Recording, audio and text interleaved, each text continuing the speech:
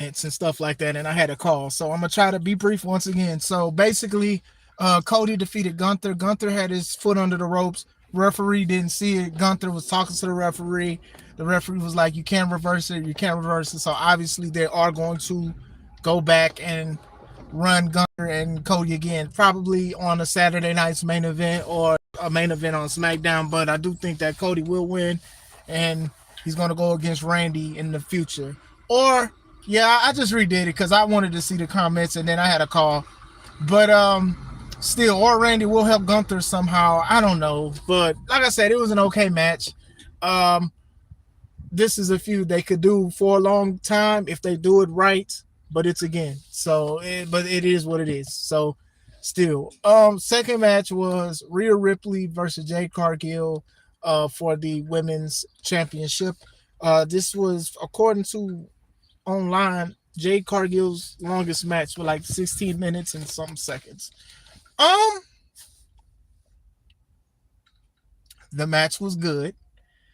I did not like the ending. I did not like the ending. I didn't like the ending.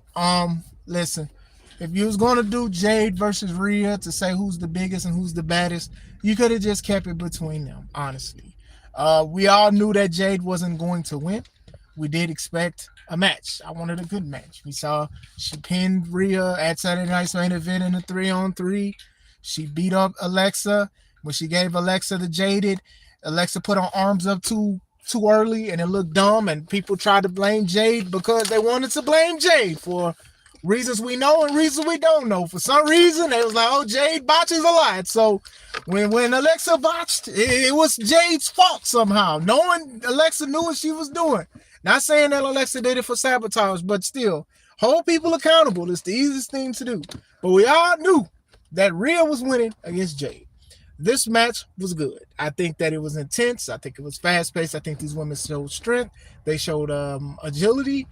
Jade was bullying her. I don't like how Jade's been portrayed as a heel, though. Just walking out, whatever, you suck, whatever. Like, to me, there was a time where she was just like, I'm all that, and she should still have it. And I don't think they've done a great job with that. And also giving her BFAB Meechin, I don't even think they've held their weight that well when it comes to certain things. Also, on top of that, WWE has kind of been humiliating BFAB and Meechin because these two women, they can't handle one person. WrestleMania, it was Io. They couldn't handle Io. Little bitty Io. Io could beat up two women that she's taller than. She can outsmart them.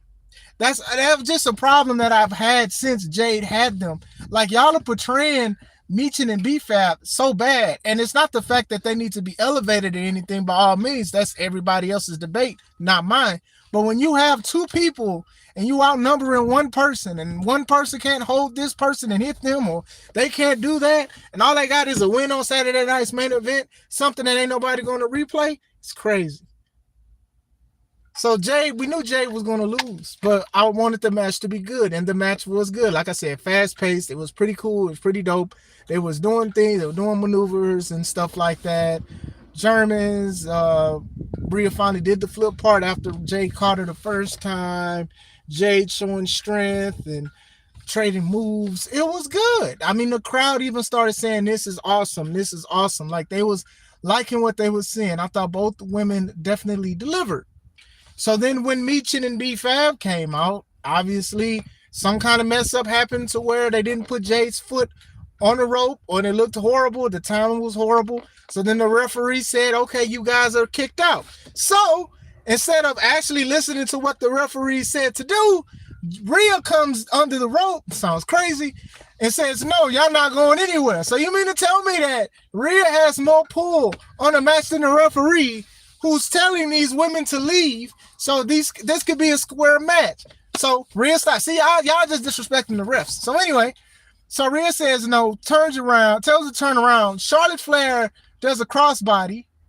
She does it, and then Rhea goes back in the ring. Jade hits Jaded on Rhea, pins Rhea.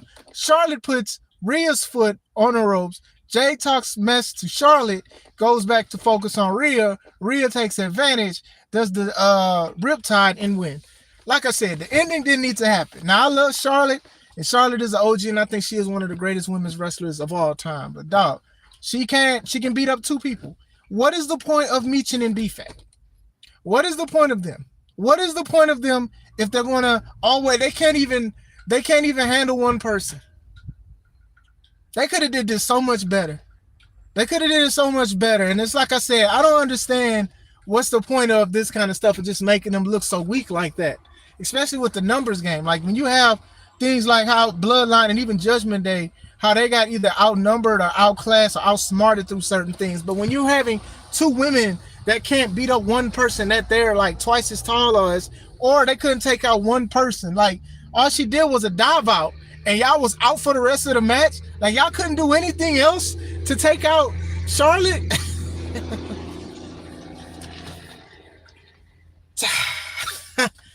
Great match. Didn't like the ending. I don't know what they're going to do with Jade because I do feel like, Jade is showing this is what you got with Jade. Like if this is her last match, I don't know. I don't want to put that kind of mojo on her or whatever. I don't know if she's going to feud with Charlotte. That would be kind of cool to do. Why don't these two just feud and whoever overcomes each other with that, then they can go after Rhea or something. That'd be cool. A fresh feud will be good. I don't need to see Jade and Rhea anymore. The promos wasn't that good on both parts. Oh, your muscles may be bigger than mine, but I wrestle and you don't care about wrestling. I do. I don't want to hear that no more. Anyway, Obafemi, the ruler versus the Beast Incarnate Brock Lesnar, and Italy hummed and sung Brock Lesnar's song, and I feel like it's long overdue. Shout out to Italy for doing that. I think a lot of people are gonna be do. Like their bass was like crazy with that. Do. It was cool. So Brock comes out first. Oba comes out, does the ruler struts, does the stance thing, and then is ready. Oh, they jumped her afterwards? They did jump her afterwards. I forgot exactly what happened after that, but still, shout out to you, SWS. But still, it's like, I don't know, man. It's like, dog, y'all couldn't handle Io or y'all couldn't handle Charlotte. It's just like, I understand Alexa's hurt or something, but dang, they couldn't find somebody. Heck, bring Io back. Shoot, y'all was bringing Io back, and Io ain't even a SmackDown superstar. She was showing up on SmackDown helping her friend out, but still. Oba and Brock, match starts. Brock attacks Oba. Bell rings. I hate when that happens, but I hate it, but it is what it is. Brock attacks Oba, gives him like 4 F5s, go for a pin, kicks out. Oba selling his arm, so there's a couple things with the Kimura lock. Oba picked him up, gave him a choke slam, and a whole bunch of stuff, and they went to the outside. A couple more F5 to the outside. There was another F5 that I missed as well. He had Oba in the Kimura lock again. Oba picked him up and like slung him against the turnbuckle post. Man, I ain't never seen nobody do Brock like that, bro. I ain't even see Big Show do him like that. But still, like I said, it was some monstrous stuff. It was a short match. It was some monstrous stuff on both ends. Brock gave Oba an F5 to the announce table, and then he went into the ring and he wanted to win by 10 count. Like I said, they're doing good with Brock is doing anything and everything to destroy this guy that beat him in a matter of minutes.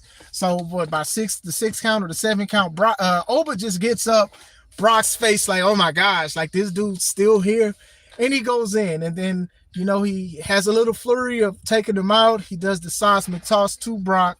Then he tries to do his power bomb, and Brock jumps over because Oba's arm is hurt. Brock hits him with the final F5, double underhook, 1, 2, 3. I like the match.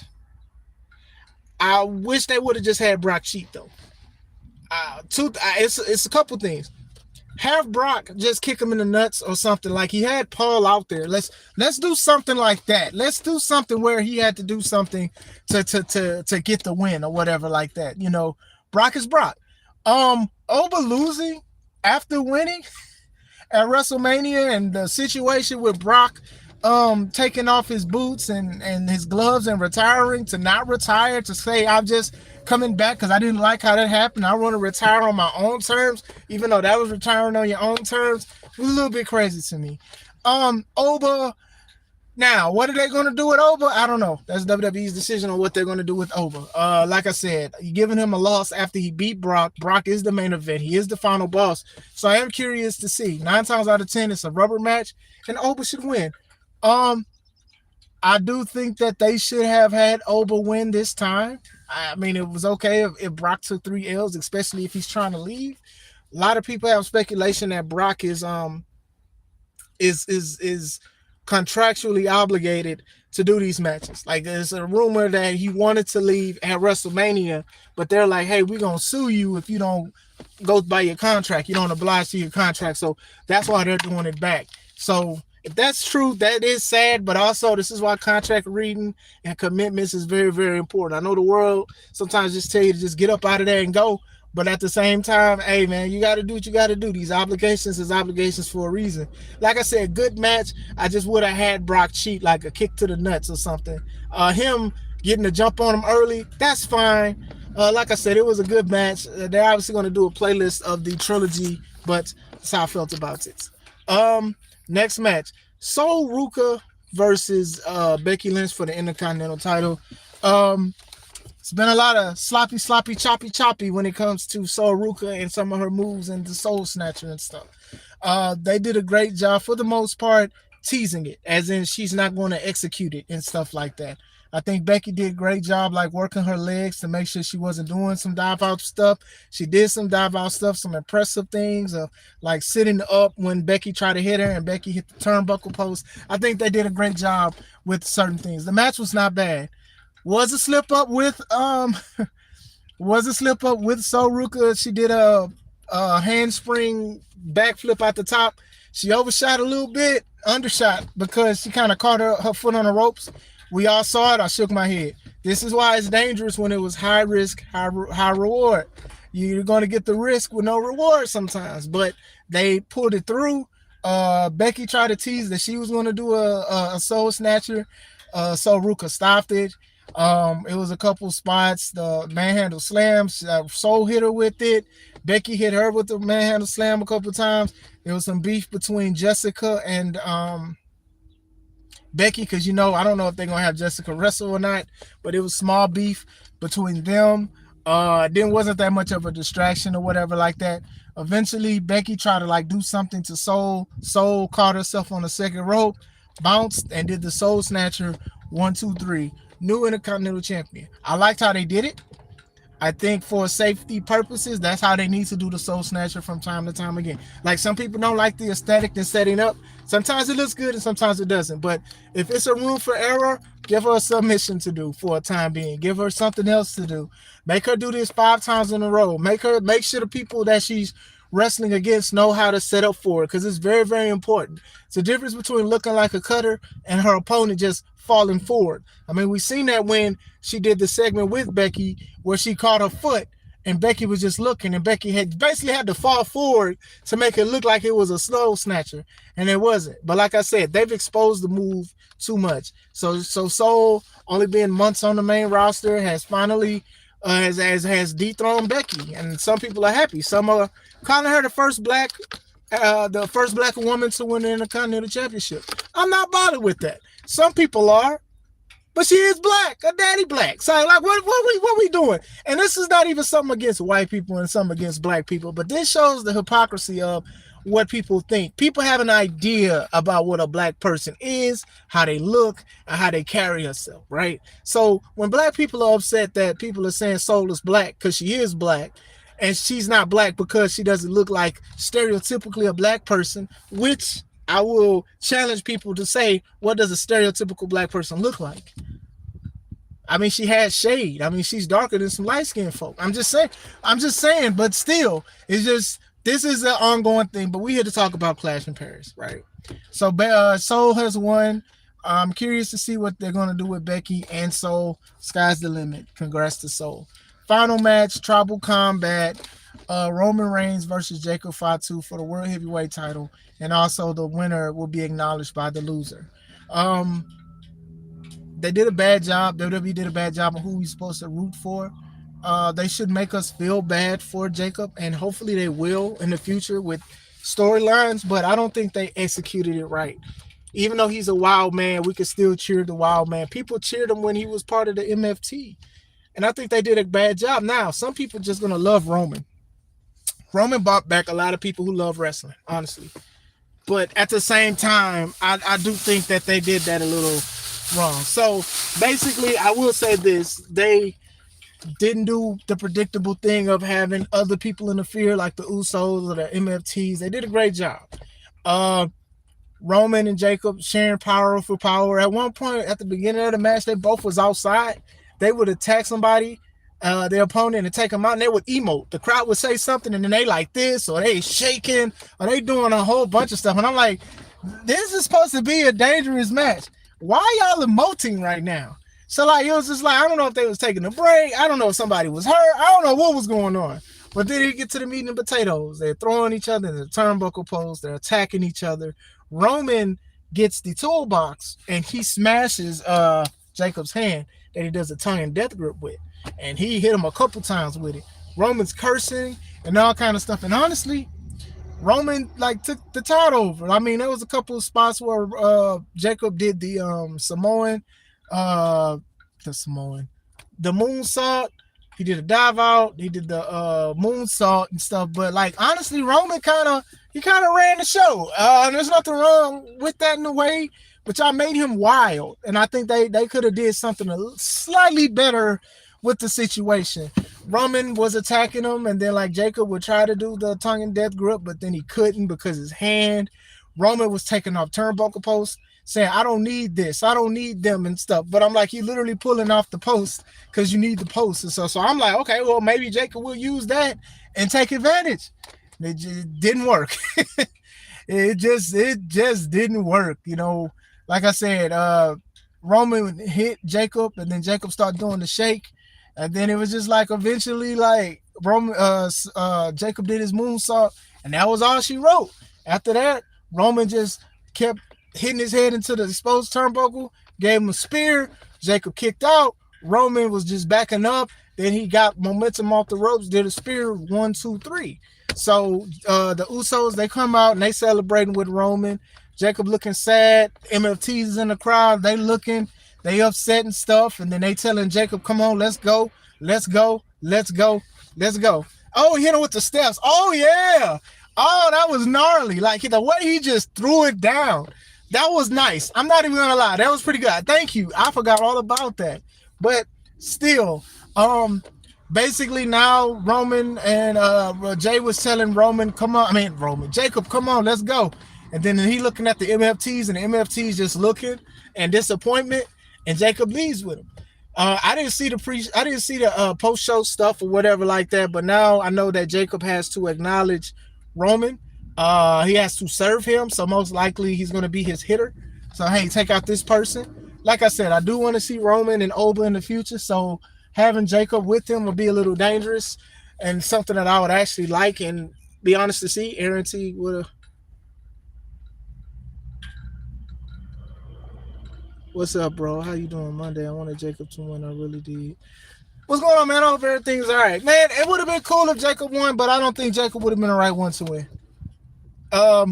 Like I said, when you make somebody too dangerous, sometimes when they lose aura and they lose spark.